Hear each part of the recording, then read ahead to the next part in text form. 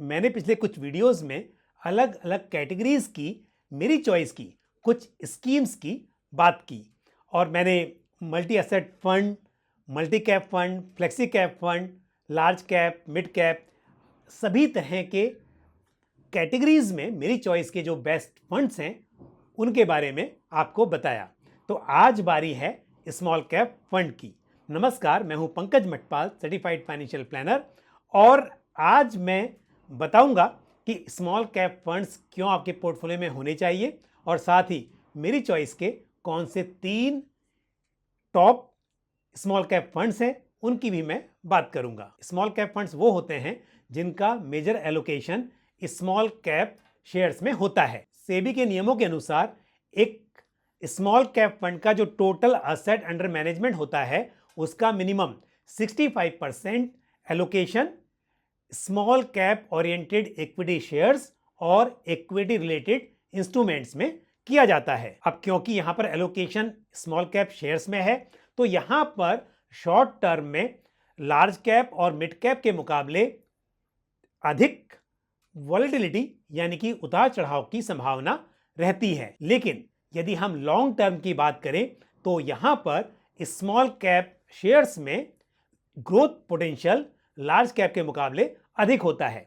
तो जब बात आती है स्टेबिलिटी की तो वहां पर मेरे हिसाब से लार्ज कैप फंड्स बेहतर माने जा सकते हैं। लेकिन यदि आप लंबे समय के लिए निवेश कर रहे हो तब आपके पोर्टफोलियो में स्मॉल कैप शेयर्स का या स्मॉल कैप म्यूचुअल फंड्स का एक्सपोजर होना शायद फायदेमंद साबित हो सकता है। तो अब बात करते हैं एक एक करके मेरी चॉइस की 3 स्कीम्स की। तो सबसे पहले जिस स्कीम का मैं जिक्र कर रहा हूं वो है Canara Robeco small cap fund, और ये स्कीम 15 फरवरी 2019 को लॉन्च हुई थी और एज ऑन 30 नवंबर 2022 स्कीम का जो टोटल असेट अंडर मैनेजमेंट है वो लगभग 4,400 करोड़ है। स्कीम ने लास्ट 1 ईयर में लगभग 4% का रिटर्न डिलीवर किया है और वहीं लास्ट 3 ईयर्स का CAGR 37% रहा है। स्कीम क्योंकि 2019 में लॉन्च हुई थी तो यहां पर 5 ईयर्स के रिटर्न्स अवेलेबल नहीं है। अब यदि बात करें स्कीम के एक्सपेंस रेशियो की तो एज ऑन 30 नवंबर 2022 रेगुलर प्लान का एक्सपेंस रेशियो 2.06% है और डायरेक्ट प्लान का एक्सपेंस रेशियो 0.39% है। तो जैसा कि आप यहां पर देख रहे हैं कि लास्ट 1 ईयर की जो परफॉर्मेंस है वो बहुत अट्रैक्टिव नहीं है, क्योंकि इस समय पर स्मॉल कैप की यदि हम ओवरऑल बात करें तो परफॉर्मेंस बहुत अट्रैक्टिव नहीं रही। लेकिन जैसा मैंने कहा कि आपको लॉन्ग टर्म के लिए प्लानिंग करनी चाहिए और जब लॉन्ग टर्म की प्लानिंग हो तभी आपको स्मॉल कैप फंड्स को अपने पोर्टफोलियो में शामिल करना चाहिए। और ये बात यहां पर साबित होती है 3 साल का जो CAGR है उसको देखकर आप अंदाजा लगा सकते हैं कि लॉन्ग टर्म में यहां पर किस तरह का ग्रोथ पोटेंशियल देखा जाता है। अब बात करते हैं इस कैटेगरी में मेरी चॉइस की अगली स्कीम की और वो है quant small cap fund. Quant small cap fund 24 नवंबर 1996 को लॉन्च हुआ था और एज ऑन 30 नवंबर 2022 इस स्कीम का जो टोटल असेट अंडर मैनेजमेंट है वो करीब 2,600 करोड़ है। इस स्कीम ने लास्ट 1 ईयर में 6.26% का रिटर्न डिलीवर किया है। वहीं लास्ट 3 ईयर्स का CAGR लगभग 54% रहा है। और यदि 5 ईयर्स की बात की जाए तो 5 ईयर्स का CAGR 23.15% है। अब बात करते हैं स्कीम के एक्सपेंस रेशियो की।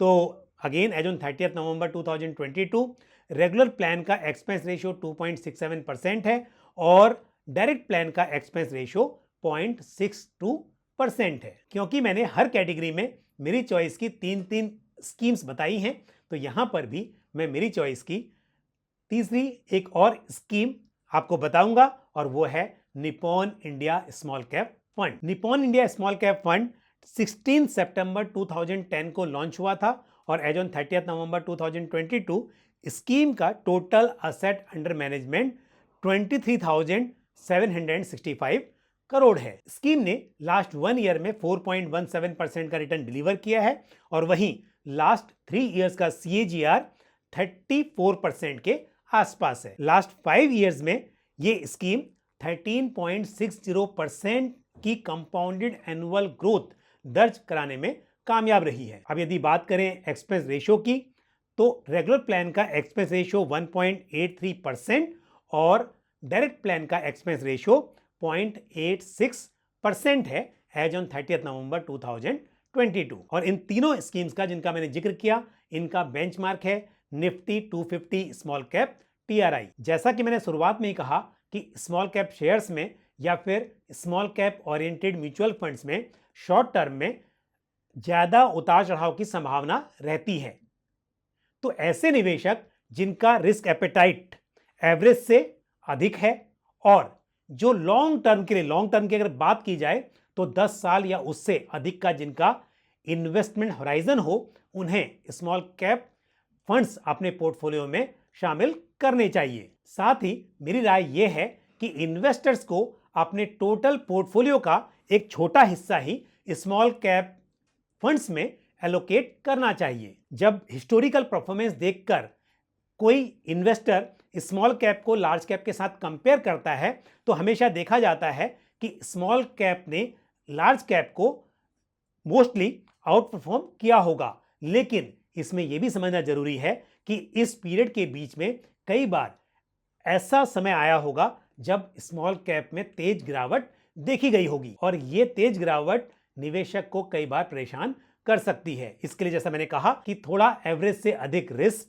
एपेटाइट और लॉन्ग टर्म इन्वेस्टमेंट होराइजन ये सब हो, तब निवेशकों को स्मॉल कैप फंड्स को अपने पोर्टफोलियो में शामिल करना चाहिए। लेकिन यह भी बात तय है कि लॉन्ग टर्म में यहां पर ग्रोथ पोटेंशियल बेहतर देखा जा सकता है। ये थे मेरी चॉइस के 3 स्मॉल कैप फंड्स।